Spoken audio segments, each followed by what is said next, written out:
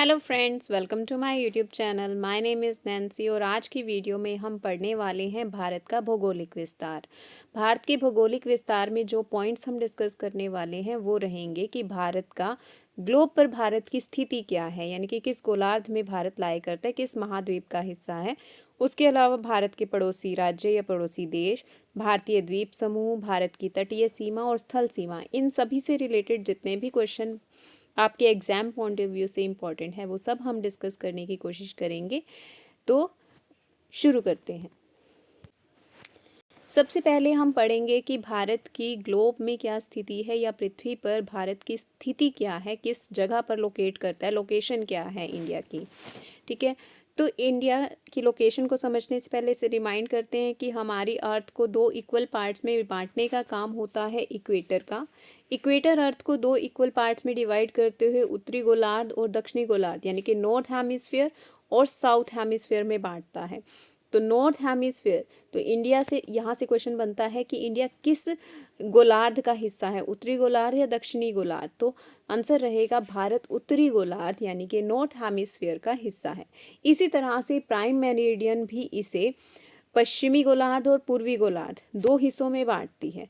ठीक है, western hemisphere और ईस्टर्न हेमिस्फीयर। तो इस तरह से इंडिया की लोकेशन अगर वेस्टर्न और ईस्टर्न के अकॉर्डिंग पूछी जाए तो इंडिया ईस्टर्न हेमिस्फीयर में लाई करता है। ठीक है, यहाँ पर कंफ्यूजन नहीं होनी चाहिए क्योंकि जब हम इसके लेटिट्यूडनल या लॉन्गिट्यूडनल एक्सटेंट पढ़ेंगे तब उसके साथ आपको लेटर एन या ई लिखना पड़ेगा, क्योंकि एस नहीं लिख सकते क्योंकि इंडिया साउदर्न हेमिस्फीयर में लाई नहीं करता। ना डब्ल्यू लिख सकते हैं क्योंकि डब्ल्यू का मतलब हो गया वेस्टर्न हेमिस्फीयर, जबकि इंडिया जो है ईस्टर्न हेमिस्फीयर में लाई करता है। तो एग्जामिनर क्या करता है, आपको वो लॉन्गिट्यूडनल और लैटिट्यूडनल एक्सटेंट में कंफ्यूज करने के लिए नॉर्थ की जगह साउथ लिख देगा और वेस्ट की जगह ईस्ट लिख देगा। ठीक है, तो याद रखना है कि इंडिया जो है वो नॉर्दर्न हेमिस्फीयर और ईस्टर्न हेमिस्फीयर में लाई करता है। इंडिया एशिया महाद्वीप का हिस्सा है और एशिया महाद्वीप के भी दक्षिणी छोर पर भारत स्थित है। ठीक है, भारत की भौगोलिक स्थिति से जो पॉइंट्स हमने याद रखने हैं, सबसे पहले है हमारे भारत का क्षेत्रफल। भारत का क्षेत्रफल 32,87,263 वर्ग किलोमीटर है। 32,87,263 वर्ग किलोमीटर रहेगा भारत का क्षेत्रफल। और क्षेत्रफल की दृष्टि से भारत की का नंबर पूछा जाए या उसकी रैंक पूछी जाए इन द वर्ल्ड, तो वो रहेगी कि भारत विश्व का 7वां सबसे बड़ा देश है। ठीक है, अभी मैंने आपको समझाया कि भारत उत्तरी गोलार्ध में स्थित है, तो उत्तरी गोलार्ध के भी कौन से लेटिट्यूड्स पर स्थित है या कौन से अक्षांश पर यह स्थित है। तो भारत की मुख्य भूमि 8 डिग्री 4 मिनट नॉर्थ से लेकर 37 डिग्री 6 मिनट नॉर्थ के बीच में स्थित है। अभी से हम मैप पर समझेंगे। इसी के साथ साथ लॉन्गिट्यूडनल या देशांतरीय विस्तार यदि पूछा जाए तो 68 डिग्री 7 मिनट ईस्ट से लेकर 97 डिग्री 25 मिनट ईस्ट के बीच भारत का देशांतरीय विस्तार रहेगा। तो यानी कि सबसे टॉप मोस्ट पॉइंट और सबसे बॉटम वाला पॉइंट, सबसे ईस्ट और सबसे वेस्ट का पॉइंट हमें पता चल गया। ठीक है, इसे मैप पर समझते हैं। तो हमने अभी क्या पढ़ा कि अर्थ पर इंडिया जो है उत्तरी गोलार्ध पर स्थित है, यानी कि कुछ यहाँ पर होगा हमारा 0 डिग्री इक्वेटर। ठीक है, 0 डिग्री इक्वेटर से जैसे जैसे हम ऊपर जाते हैं 1 डिग्री 2 डिग्री 3 डिग्री, इसी तरह से ये देखिए यहाँ पर आ गया आपका 8 डिग्री। ठीक है, 8 डिग्री पर 8 डिग्री 4 मिनट्स नॉर्थ से आपका इंडिया स्टार्ट होता है। ठीक है, यहाँ से इंडिया स्टार्ट हुआ और ये एक्सटेंड यहाँ तक जाकर जो लास्ट पॉइंट आता है दैट इज़ 37 डिग्री 6 मिनट्स। ठीक है, 37 डिग्री 6 मिनट नॉर्थ तक इंडिया की जो है लोकेशन है अकॉर्डिंग टू अक्षांशीय विस्तार। इसी तरह से देशांतरीय विस्तार पूछा जाए तो इधर रहा हमारा प्राइम मेरिडियन। ठीक है, प्राइम मेरिडियन यानी कि 0 डिग्री से स्टार्ट होता है 1 2 3 4 ऐसे करते करते जब हम 68 डिग्री 7 मिनट्स पर पहुंचते हैं। ठीक है, 68 डिग्री 7 मिनट्स पर पहुंचते हैं तो इंडिया स्टार्ट हो जाता है और ये कंटिन्यू करता हुआ कहाँ तक जाता है 97 डिग्री 25 ईस्ट तक, ठीक है, क्योंकि ये ईस्टर्न हेमिस्फीयर में है और इस तरह से ये नॉर्दर्न हेमिस्फीयर में है, ठीक है। तो क्लियर हो गया कि इंडिया कहाँ लाई करता है, नॉर्दर्न हेमिस्फीयर में लाई करता है। और ये रहा 8 डिग्री 4 मिनट से इंडिया का की मुख्य भूमिका ये दक्षिणतम बिंदु शुरू होता है और फिर ये एक्सटेंड करता हुआ 37 डिग्री तक जाता है। इसी तरह से अगर इसका देशांतरीय विस्तार पूछा जाए तो 68 डिग्री से ये स्टार्ट होता है और कहाँ तक जाता है, 97.25 ईस्ट तक जाता है, ठीक है। ये हो गया इसका अक्षांशीय और देशांतरीय विस्तार। इसके अलावा आ जाता है क्वेश्चन कि इसका दक्षिणतम बिंदु कौन सा है, सबसे ऊपर वाला नॉर्थ मोस्ट बिंदु कौन सा है, सबसे पश्चिमी या पूर्वी बिंदु कौन सा है, तो वो भी हम रीड करते हैं। भारत का सबसे उत्तरी बिंदु इंदिरा कोल और सबसे दक्षिणी बिंदु इंदिरा पॉइंट है, ठीक है। जो सबसे उत्तरी बिंदु है वो इंदिरा कोल है और सबसे दक्षिणी बिंदु इंदिरा, यानी कि दोनों में सेम वर्ड्स हैं, इंदिरा इंदिरा, बट इंदिरा कोल हो गया हमारा सबसे उत्तरी बिंदु और सबसे दक्षिण बिंदु हो गया हमारा इंदिरा पॉइंट, जो कि निकोबार द्वीप समूह का हिस्सा है। यहाँ पर इंडिया का मुख्य भूमि का ये दक्षिणतम बिंदु जिसे कन्याकुमारी कहा जाता है, ठीक है। और यहाँ पर हमारे अंडमान और निकोबार द्वीप समूह है, तो निकोबार द्वीप समूह का जो दक्षिणतम बिंदु है वो रहेगा हमारा इंदिरा पॉइंट, जो अगर भारत का ओवरऑल दक्षिणतम बिंदु पूछा जाए, ठीक है। उसके बाद आ गया हमारा पूर्वी और पश्चिमी बिंदु। सबसे पूर्वी बिंदु रहेगा हमारा किबिथु, जो कि अरुणाचल प्रदेश में है, ठीक है। यहाँ से लेकर यहाँ तक हमने पढ़ा, ये रहा अरुणाचल प्रदेश वाला बिंदु और ये रहा गुजरात का, ठीक है, गुजरात से अरुणाचल प्रदेश तक, ठीक है। तो गुजरात में सिरक्रिक जो है जगह, वहाँ से लेकर अरुणाचल प्रदेश के किबुथु तक हमारा दक्षिणतम सबसे पूर्वी और पश्चिमी बिंदु लाई करेगा, ठीक है। और अगर मुख्य भूमि का सबसे दक्षिणतम बिंदु पूछा जाए तो वो क्या कहा था मैंने, कन्याकुमारी, ठीक है। एक बार फिर से रिवाइज करते हैं, हमारे भारत का सबसे उत्तरी बिंदु, चलो डायरेक्शंस लिख लेते हैं, ठीक है, नॉर्थ साउथ वेस्ट और ईस्ट, ठीक है। इस तरह से याद करना इजी हो जाएगा, ठीक है। एक हो गया हमारी मुख्य बिंदु, ठीक है, मुख्य भूमि जिसका दक्षिणतम बिंदु हमारा कन्याकुमारी रहेगा। पर अगर ओवरऑल इंडिया, क्योंकि जो द्वीप समूह है अंडमान निकोबार द्वीप समूह वो भी भारत का ही हिस्सा है, अगर उसे मिलाकर दक्षिणतम बिंदु पूछा जाए तो वो रहेगा इंदिरा पॉइंट, ठीक है। अब रिवाइज करते हैं, सबसे नॉर्थ मोस्ट पॉइंट हो गया इंदिरा कोल, सबसे साउथ मोस्ट पॉइंट हो गया हमारा इंदिरा पॉइंट, ठीक है। सबसे पूर्वी बिंदु, ठीक है, पूर्व, ये रहा पूर्व, और सबसे पूर्वी बिंदु क्या रहा हमारा किबिथु, जो कि अरुणाचल प्रदेश में है, ठीक है। और सबसे पश्चिमतम बिंदु, सबसे पश्चिम में क्या है हमारा सिरक्रिक जो है, जो कि गुजरात में है। और मुख्य भूमि का सबसे दक्षिणतम बिंदु पूछा जाए तो कन्याकुमारी, ठीक है। इसके साथ ही प्रश्न बनता है कि नॉर्थ से लेकर साउथ, यानी कि नॉर्थ टू साउथ, नॉर्थ से साउथ तक की इंडिया की जो लेंथ रहेगी वो रहेगी 3214 किलोमीटर्स, ठीक है। यदि लंबाई पूछी जाए नॉर्थ टू साउथ तो वो रहेगी 3214। और अगर पूर्व से पश्चिम या पश्चिम से पूर्व कह लो, पूर्व से पश्चिम तक की रहेगी 2933, ठीक है। और ये मापी कहाँ से जाती है, इसका भी कोई पॉइंट होगा तो उत्तर से दक्षिण की दूरी जो है जम्मू कश्मीर की नुब्रा घाटी से लेकर तमिलनाडु की कन्याकुमारी तक मापी जाती है। और पूर्व से पश्चिम की दूरी मापी जाती है अरुणाचल प्रदेश के किबिथु से लेकर गुजरात के रण ऑफ कच्छ तक, यानी कि बिल्कुल पश्चिम रन ऑफ कच्छ के पश्चिम बिंदु तक मापी जाती है, ठीक है। अभी हमने पढ़ा था कि एक लैटिट्यूडनल लॉन्गिट्यूडल एक्सटेंट, फिर उसके बाद northern most point and southern most point. अब नॉर्थ टू साउथ तक की लेंथ 3214 किलोमीटर्स, पूर्व से पश्चिम तक 2933 किलोमीटर। और उनके पॉइंट्स कहाँ से मापी जाती है तो जम्मू कश्मीर के नुब्रा घाटी से लेकर तमिलनाडु के कन्याकुमारी तक उत्तर से दक्षिण की लंबाई मापी जाती है। और अरुणाचल प्रदेश के किबिथु से लेकर गुजरात के रण ऑफ कच्छ यानी कि पश्चिम तक हमारी लंबाई मापी जाती है, that is 2933। Next point is Bharat की ज़मीनी सीमा की लंबाई 15,200 किलोमीटर है, यानी कि जो लैंड बाउंड्री है दैट इज़ 15,200 किलोमीटर्स, जो कि 17 राज्यों के 82 ज़िलों से होकर गुजरती है। ठीक है, जो इंडिया के स्टेट्स हैं वो 17 स्टेट्स ज़मीनी सीमा बनाते हैं। ठीक है, और भारत की मुख्य भूमि की तटीय सीमा यानी कि कोस्टल लाइन जो है, जो नीचे हमारा वी बनता है, ठीक है, तो उसकी जो लंबाई रहेगी दैट इज़ 5,422.6 किलोमीटर। ठीक है, 5,422.6 किलोमीटर। और अगर कुल तटीय सीमा यानी कि जिसमें हम अंडमान निकोबार द्वीप समूह को भी काउंट कर लें तो हमारी कुल तटीय सीमा रहती है 7,516 किलोमीटर। ठीक है, you can see in this map, ये है हमारा इंडिया और ये जो बाउंड्री रहेगी ये है हमारी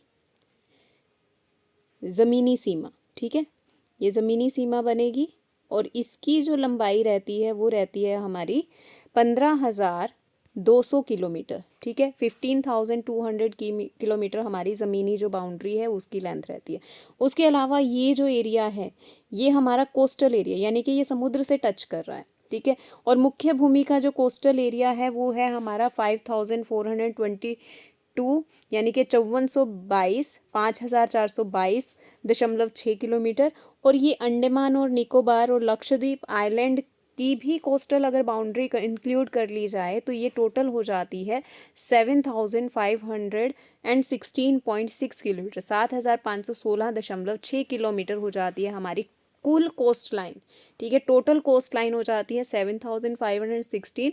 और अगर सिर्फ मुख्य भूमि की यानी कि इस सिर्फ वी शेप की पूछी जाए तो वो हो जाती है 5,422.6 किलोमीटर। इसके साथ ही एक और क्वेश्चन बनता है कि सबसे ज़्यादा समुद्री सीमा किससे टच होती है, समुद्री बाउंड्री यानी कि सबसे ज़्यादा कोस्ट लाइन कौन सा राज्य बनाता है, तो गुजरात राज्य। यू कैन सी कि सबसे ज़्यादा जो बाउंड्री वो बनाएगा वो गुजरात राज्य बनाएगा। और सबसे छोटी दैट इज़ वेरी ऑब्वियस कि गोवा जो है सबसे छोटी समुद्र के साथ या तटीय सीमा बनाता है। ठीक है, तो सबसे ज़्यादा सर्वाधिक तटीय सीमा अगर कोई राज्य बना रहा है तो वो क्या है, हमारा गुजरात राज्य। और सबसे कम तटीय सीमा जो बना रहा है वो है हमारा गोवा राज्य, जो कि कुल उसकी सीमा रेखा जो रहेगी वो होगी 157 किलोमीटर। ठीक है, इसके अलावा भारत की जो स्थलीय सीमा है वो 7 देशों से मिलती है, 7 कंट्रीज से वो लैंड बाउंड्री बनाता है। अब वो कौन कौन सी कंट्रीज हैं, उन 7 कंट्रीज़ के नेम हैं बांग्लादेश, चीन, पाकिस्तान, नेपाल, म्यांमार, भूटान और अफ़गानिस्तान। और अगर पूछा जाए कि सबसे ज़्यादा लैंड बाउंड्री किस देश के साथ बन रही है भारत की, तो वो रहेगा बांग्लादेश। बांग्लादेश के साथ सबसे लंबी सीमा रेखा बना रहे हैं इंडिया, जिसकी लंबाई रहेगी 4,96 किलोमीटर की लंबाई, सीमा रेखा की लंबाई रहेगी बांग्लादेश के साथ। और अगर यहाँ से अगर बहुत डीप में क्वेश्चन पूछा जाए तो कौन कौन से भारतीय राज्य बांग्लादेश को टच करते हैं, तो वो रहेंगे आसाम, पश्चिम बंगाल, मिजोरम, मेघालय और त्रिपुरा। ठीक है, इसके बाद नंबर आता है चीन का। चीन के साथ जो लैंड बाउंड्री बन रही है वो है 3,488 किलोमीटर, जो किस किस राज्य को टच कर रहा है, जम्मू कश्मीर को, हिमाचल प्रदेश को, उत्तराखंड को, सिक्किम को, अरुणाचल प्रदेश को। ठीक है, इसके बाद आता है हमारा नेक्स्ट पाकिस्तान। ठीक है, पाकिस्तान के साथ इंडिया की जो लैंड बाउंड्री है दैट इज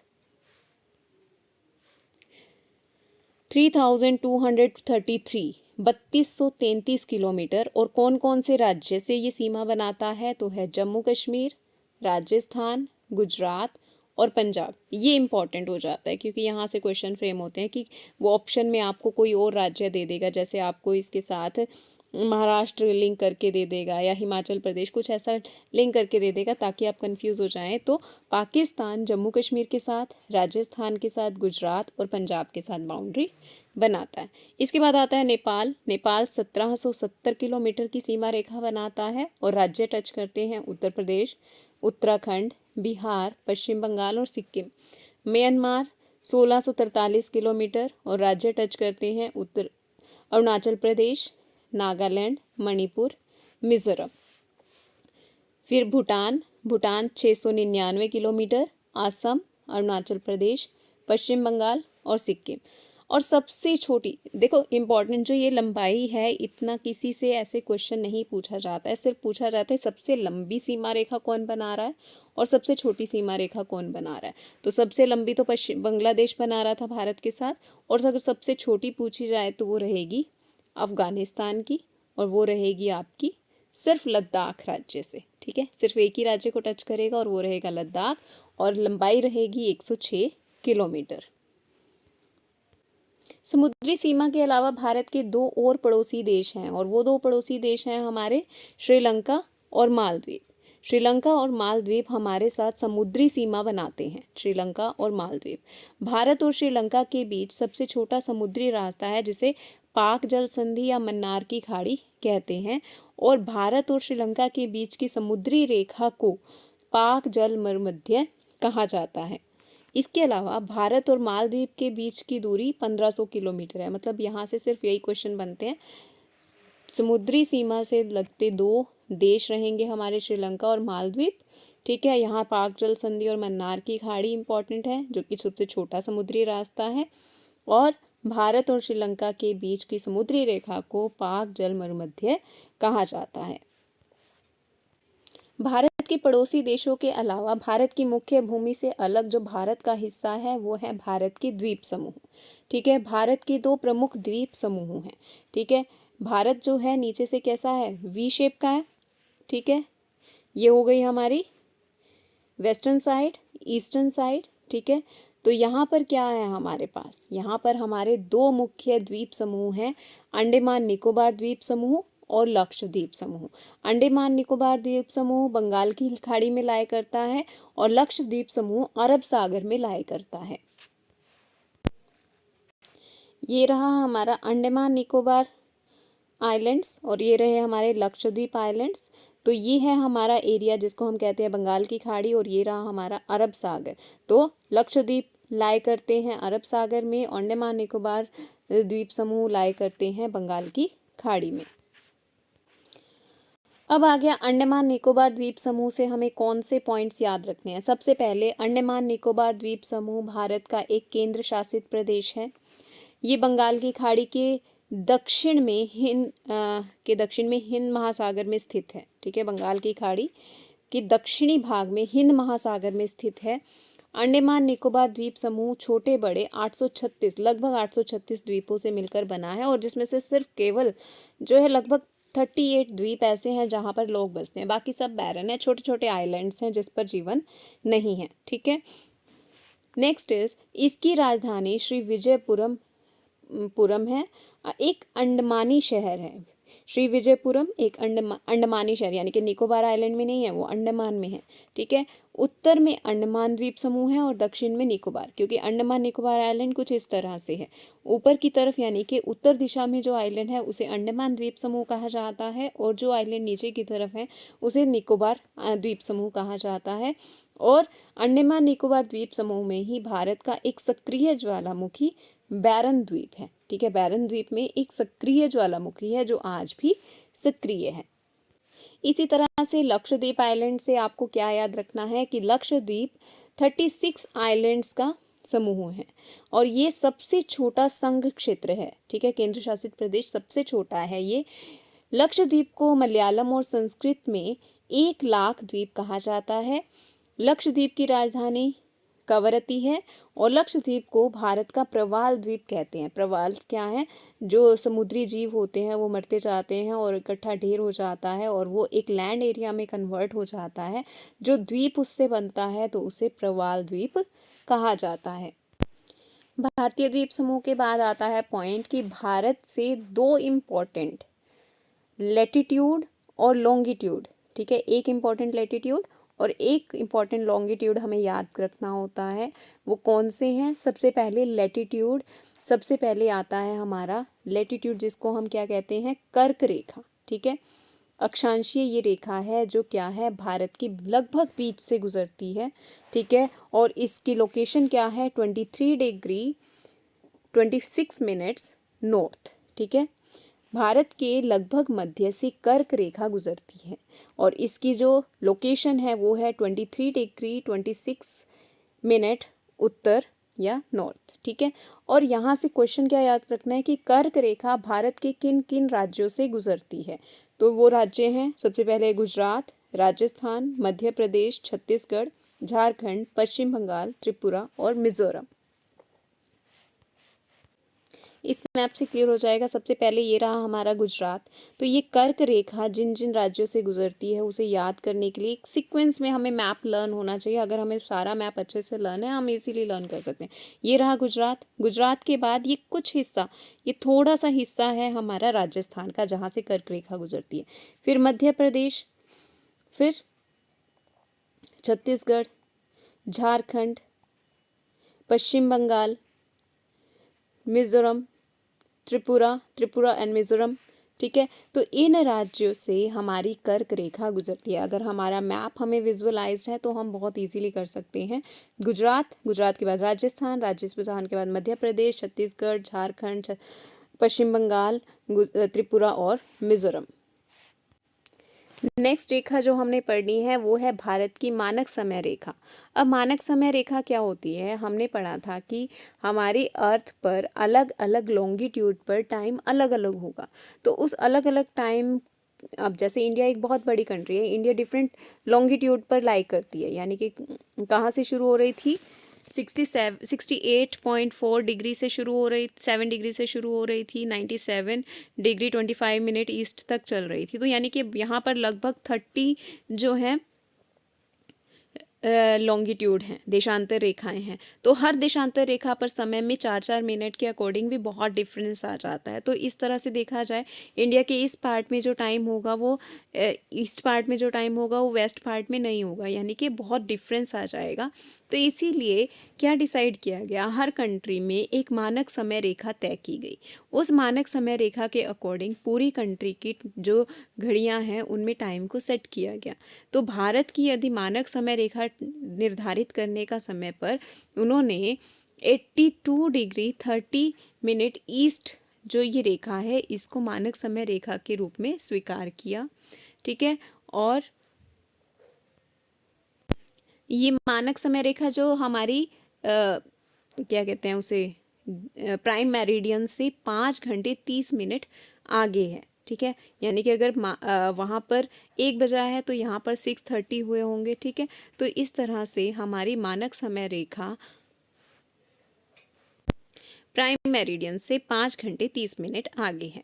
अब यहाँ से क्वेश्चन क्या आता है, जिस तरह से कर्क रेखा से प्रश्न बनते हैं कि किन किन राज्यों से गुजरती है, उसी तरह से मानक समय रेखा भी किन किन राज्यों से गुजरती है, यहाँ से क्वेश्चन बनते हैं। तो ये गुजरती है उत्तर प्रदेश, मध्य प्रदेश, छत्तीसगढ़, ओडिशा और आंध्र प्रदेश। ठीक है, तो कहाँ कहाँ से गुजरी, ये रही हमारी मानक समय रेखा। सबसे पहले क्या आया, उत्तर प्रदेश, फिर मध्य प्रदेश का ये थोड़ा सा हिस्सा। ठीक है, फिर उसके बाद छत्तीसगढ़, फिर ओडिशा का कुछ हिस्सा और कुछ हिस्सा आंध्र प्रदेश का। तो इन राज्यों से गुजरती है हमारी मानक समय रेखा। तो आज की वीडियो में हमने अपने भारत के भौगोलिक विस्तार को डिटेल से समझा। होपफुली आपको समझ आया होगा। अपनी अगली वीडियो में हम भारत का जियोग्राफिकल डिवीज़न करेंगे कि भारत के उत्तर में हिमालय, फिर गंगा का मैदान और पठार, डेजर्ट, किस तरह का एरिया है, उस सब को हम डिस्कस करेंगे अपनी नेक्स्ट वीडियो में। Till then, thank you, have a nice day.